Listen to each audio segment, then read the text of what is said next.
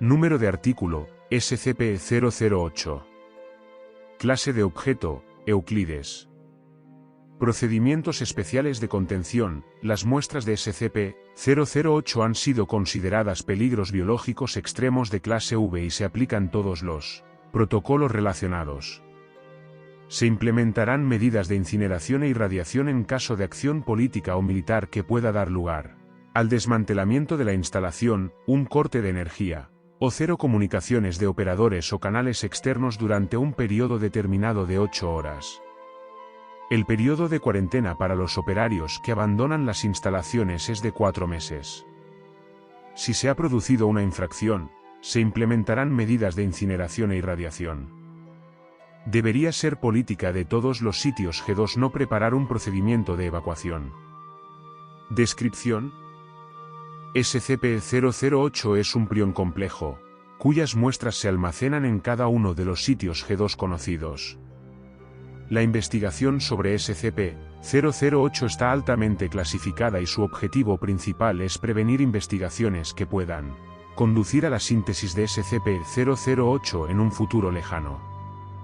Los rasgos del prión SCP-008 incluyen 100% contagiosidad, 100% letalidad, transmisión a través de membranas mucosas expuestas y todos los fluidos corporales. No se transmite por el aire ni por el agua. Los síntomas de infección con SCP-008 se manifiestan no más de 3 horas después de la exposición e incluyen síntomas parecidos a los de la gripe con fiebre alta, además de demencia grave en etapas posteriores. El coma comienza aproximadamente 20 horas después de la aparición de los primeros síntomas y 12 horas después de la demencia evidente. El inicio del coma se considerará inicio de la muerte.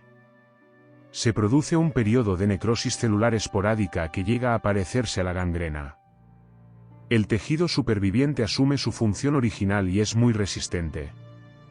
Los glóbulos rojos aumentan en gran medida la capacidad de almacenamiento de oxígeno, lo que resulta en un flujo sanguíneo más lento y un aumento de la resistencia y fuerza muscular.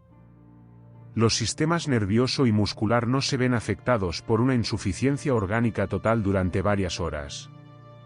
El metabolismo puede disminuir a niveles extremadamente bajos, lo que permite al sujeto sobrevivir durante más de 10 años sin nutrición.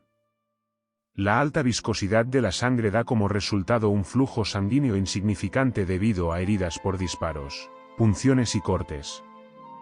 Se dañan la conducta condicionada, los controles motores y los mecanismos conductuales instintivos, y las capacidades cognitivas se retrasan gravemente y son erráticas.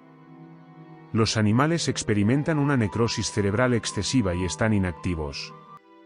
El sujeto puede adaptarse a su sistema nervioso dañado, pero se limita a actividades físicas básicas, como ponerse de pie, mantener el equilibrio sobre 2 piernas, caminar, morder, agarrar y gatear. El sujeto se moverá enérgicamente hacia imágenes, sonidos y olores que asocia con humanos vivos. El sujeto intentará ingerir seres humanos vivos si se realiza contacto físico. Neutralizar a sujetos totalmente infectados requiere un traumatismo craneal importante. Hay pruebas sólidas que sugieren que SCP-008 en sí no se formó naturalmente en la Tierra, ya que variantes de complejidad similar habrían desplazado gran parte del ecosistema.